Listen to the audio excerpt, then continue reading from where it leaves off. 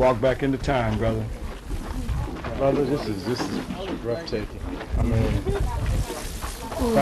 the mindset of 5,000 years ago, where the brothers' minds had to be at, is incredible. Just the thought. As I said before, Imhotep, the multi-genius, long before Michelangelo, long before Thales, long before Pythagoras. This is the African that built this step pyramid right here for his pharaoh, King Zoser, in the third dynastic period, almost 5,000 years ago in the old dynastic kingdom.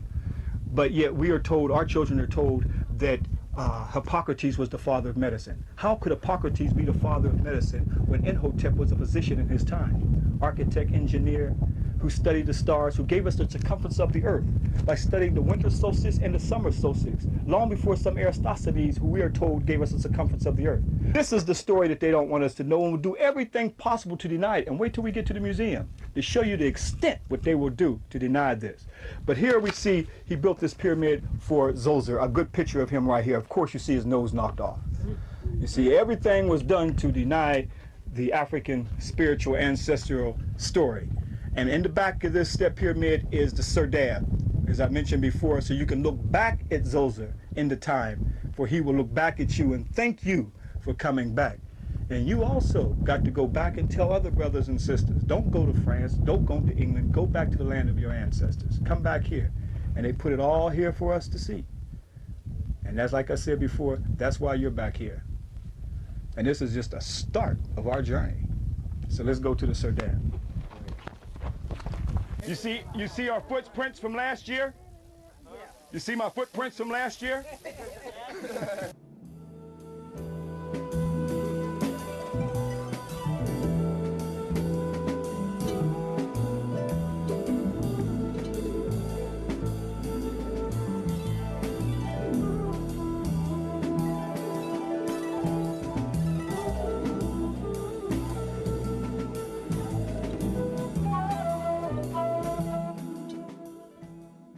Again, as you know, that I was talking about the spiritual ascension into the spiritual realm, and that is displayed on everything that you see is our ancestral astral projection and cosmic connection, leading the terrestrial into the celestial universe.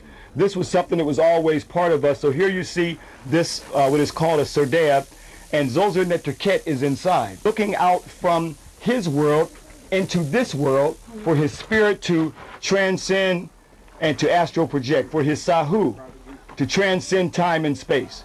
That's what this is all about. So you see his spirit traveling into the spiritual realm, brothers and sisters. So our ancestors are constantly connected to the past, the present, and also the future, which is the spiritual realm. So look into the holes right here and tell me what you see. I see Zoser. And what's he doing? He's looking back at me. He's looking back at you. Looking back from the world from the past of our ancestors to the world of the present, showing that it was two realms. Our ancestors did not have a concept of death. Brothers and sisters, you have just witnessed one of the rare sights that will be shown by our tour guide, Ashra Kwesi. Let's now go to the Pyramid of Unas, where he'll show us the world's first religious text carved in stone. Try to grasp where you are. In Unas's pyramid right here, where he built in the 5th dynastic period. And this was known as the pyramid text. We know the coffin text. We see that there were many writings of our ascension into heaven. Some of the earliest writings known in Per-em-Heru, that Wallace Budge translated to the Book of the Dead. Why was Wallace Budge calling it the Book of the Dead? When they came in and robbed the tombs, they were actually taking the scrolls out of our ancestors' hands. And they said the Book of the Dead because they were robbing from the dead. That's how it became Book of the Dead. But in the pyramid text in Unas right here, it's about his ascension into heaven. See the stars up above? Yes. So how could this be looked at as pagan and heathen? The only way this is going to be looked at as pagan and heathen for you to denounce this, but this is the origin of our spirit called the Sahu, the spiritual body to ascend into heaven. Keep in mind, are we grasping the time period? Yes. Over 4,000 years ago, the Sahu, the spiritual body of Unas, ascending into heaven. astrotheology, as we call it today, spiritual realm. This was his sacred sarcophagus out of granite stone. This granite stone we're going to see when we go into Upper Egypt and Aswan, where they quarried the hardest stone. This is where the king's chamber was made out of hard granite stone in the sarcophagus of Unas. Is that the tomb?